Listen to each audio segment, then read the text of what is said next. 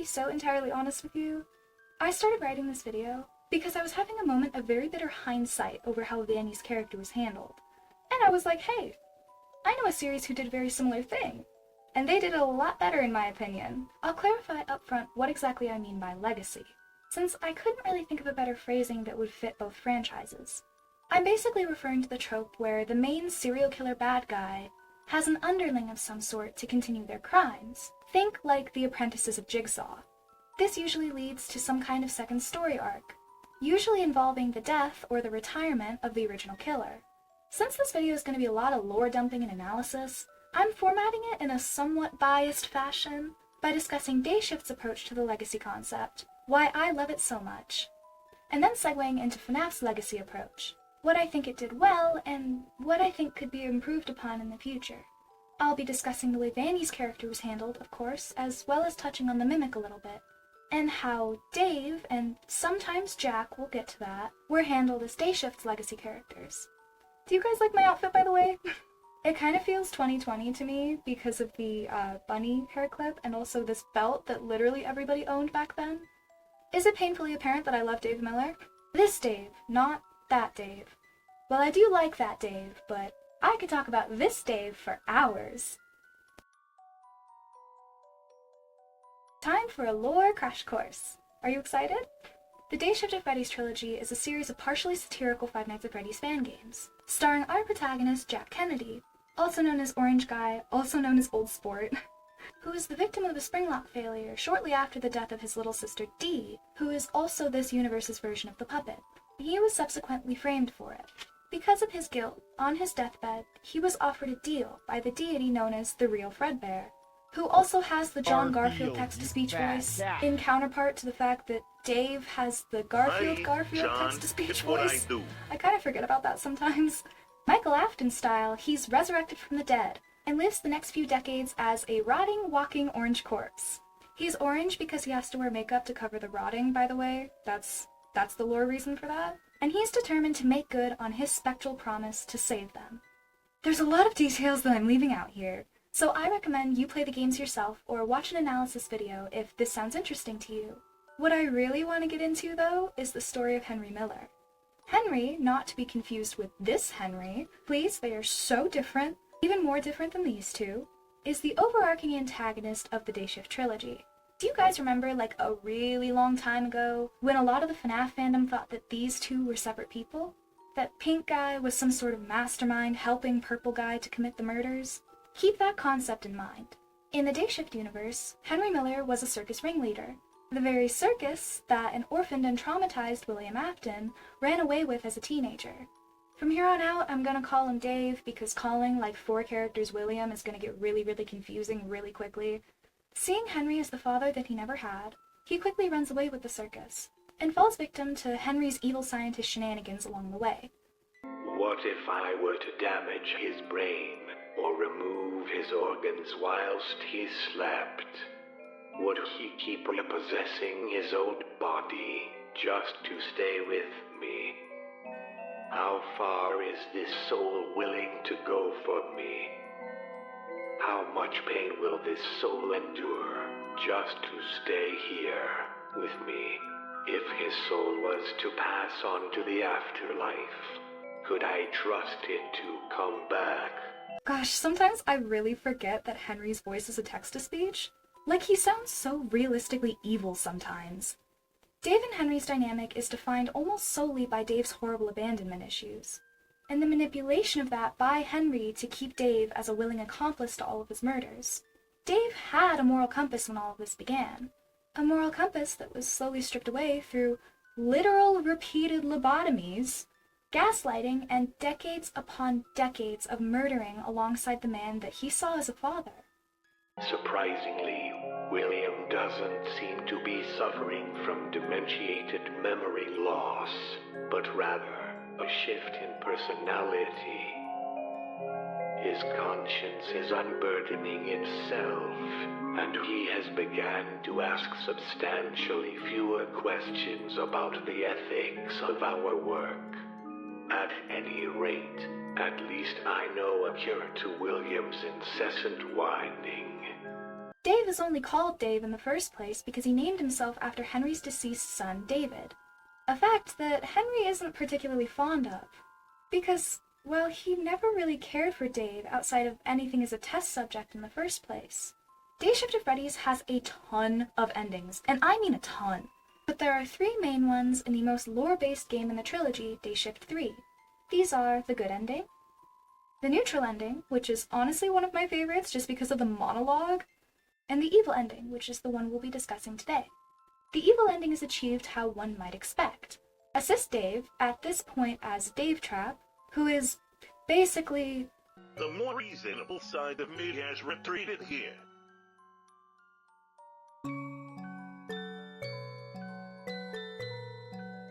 More or less.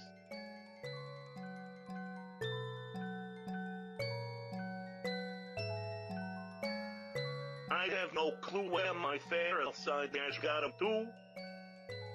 It's still out there, I bet. It usually comes back. It always does. and make Jack kill the children, effectively continuing Dave and Henry's legacy.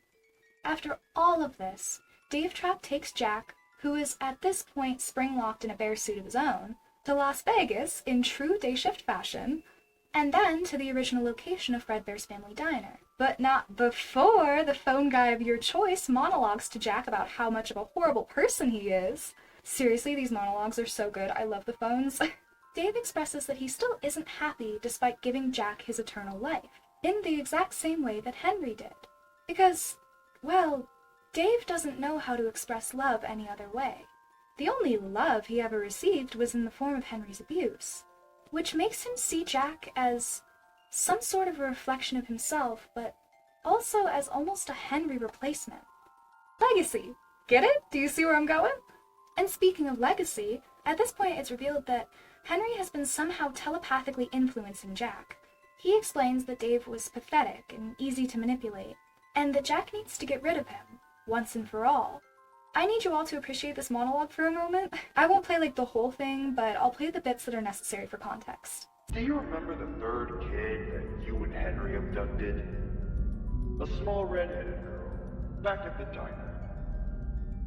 I mean, fine, of course I do. I showed you the scars. She was my sister, Dave. Wait, she was? I can't believe Jack. I was the night guard that you two pinned her murder on. Jack, I had no idea. You two have killed everyone that I've ever cared about. My sister, my brother Peter, even myself. Henry has been dealt with. He isn't coming back. You're the last loose end. Jack, It's time. It's time for you to pay a blood price, William. Jack, please, don't hurt me. Please, don't do this. I love you. So he does. Jack kills Dave Trap, effectively severing any of Dave's connections to the living world. From here, Henry tells Jack that he'll be the perfect way for his legacy to continue. And that's that. An evil way for an evil man to keep doing evil things. But I really like how this is done. See, day shift is defined by the fact that Jack has no pre-existing sense of morality. He's soulless, that's the whole idea, which leaves all of his moral decisions up to you as the player, meaning that you can make him as good or as evil as you want. Legacy Jack is a scorned character. I mean, think about it. Dave kills his sister, tries to frame him for it, which indirectly leads to his spring locking in the first place. Dave and Henry quite literally took everything from him. Rather than using this to seek peace, like he does in the good ending, Legacy harnesses this rage to seek vengeance. And while Dave is a tragic villain, he's still a bad person. He is both sympathetic and reprehensible. He gets a redemption arc in the good ending, but that doesn't erase all the harm he's caused. A fact that Dave himself slowly becomes aware of as the game progresses.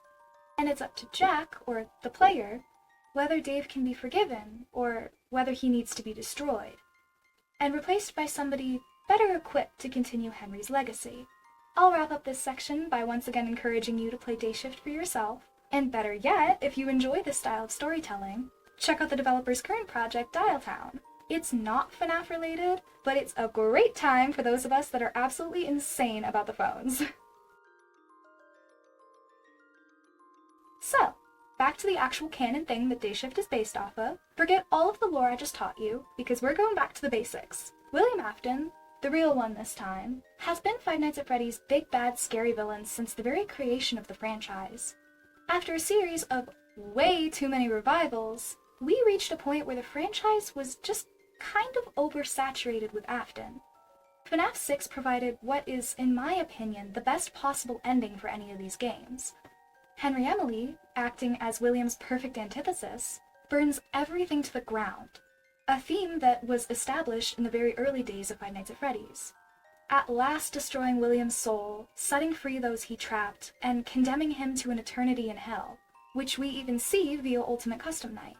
This was great, until Help Wanted came out, and foreshadowed the existence of Vanny, who is actually within my top 3 favorite Five Nights at Freddy's characters, so I solemnly promise you that this is not coming from the perspective of a Vanny hater. Vanny was originally portrayed as the reluctant follower, manipulated by what, at the time, we thought was the digital imprint of Afton's remnant. But it's now kind of implied to be the mimic, but we don't actually know for sure, we'll get to that. And honestly, I'm a supporter of leaving Afton dead. If you bring William back, you have to bring Henry and Michael back as far as I'm concerned. Otherwise, it just doesn't make any sense. So how cool would it have been to have this completely new villain, influenced by Afton's murders, and manipulated by all of the supernatural nonsense that's going on at the Fazbear Corporation to continue those murders? It kind of seems to me like Vanny's whole storyline was shoved to the side in favor of the Mimic. And yeah, I do really like the Mimic conceptually, but the foreshadowing around it was done very, very poorly. For an entity that was supposed to have been around since the very early days of the franchise, any sort of implication around its existence has been lacking. Even in something as recent as Help Wanted, or the original release of Security Breach, it wasn't mentioned at all, as far as I know, only through the accompanying books and the Ruin DLC, obviously. There's just something a lot more compelling to me about a regular 20-something-year-old woman driving herself to madness through isolation and manipulation, thus leading to Five Nights at Freddy's legacy continuation. There's something a lot more human about it, a lot more psychologically terrifying. The Mimic is a really neat concept, but from my perspective, it just kind of seems like a half-hearted way to bring Afton back. The series simply will not let go or distance itself from William, despite satisfyingly ending the storylines of all the characters around him, like Henry and his children. But honestly, as bizarre as it sounds, I think Vanny's original concept hit a little too close to reality to include in the Five Nights at Freddy's franchise at all. There's a lot of conversation around Vanny's knife, and how it wasn't included in the final game at all, which the wiki claims was due to Scott wanting to separate the games from any sort of real-life violence. Which, okay, Mr. I made a story about a child serial killer. I'm kidding, of course. But that's definitely a theme I see a lot with Five Nights at Freddy's nowadays. The series seems to have a really hard time balancing real-life horror with fantasy horror, likely in an attempt to continue appealing to as wide of an audience as it can. There's a lot of restraint around how mature the series is allowed to be, which I think can end up really hurting characters like Vanny. I can only hope that she will come back in a more prominent role in the future.